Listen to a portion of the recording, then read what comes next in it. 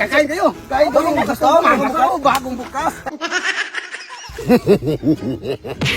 May negosyo na ako. Encanto Paris Overcook. Mayaman na ako din to ba? Makabili man ako ng tuba. Oh, ang gwapo-gwapo ko pa. Tapos may ano pa oh. Recipe. Gwapo-gwapo ko. Para may marami tayong customer bang kumakain. Oh, ganda-ganda oh. Encanto Overcook.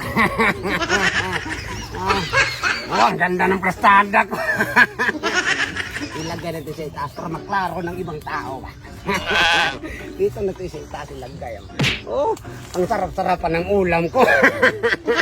Oh, tingnan nyo. Oh, Paris. Oh, ang ganda-ganda. Oh, ang sarap-sarapan tingnan.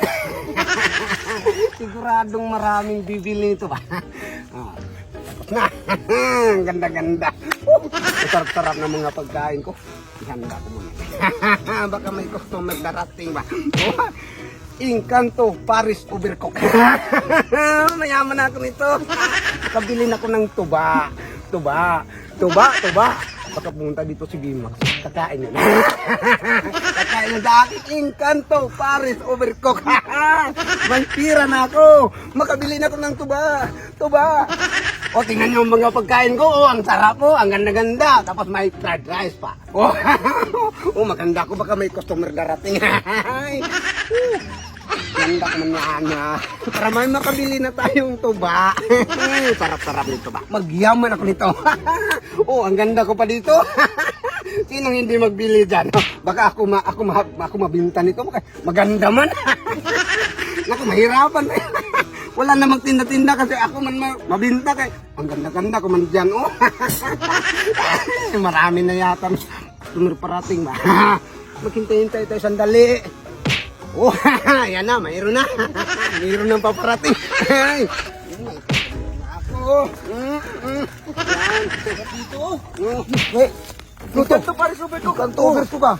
Kakain kayo. Kain bagong bukas. Bagong bukas. Masarap yan. Sa order. Dalawa pala. Dalawa. Order. Ang bango. Masarap yan. Fried rice. Ano? Fried rice. Oh, yan. Okay. Bango. Magyaman ako. Magyaman ako nito.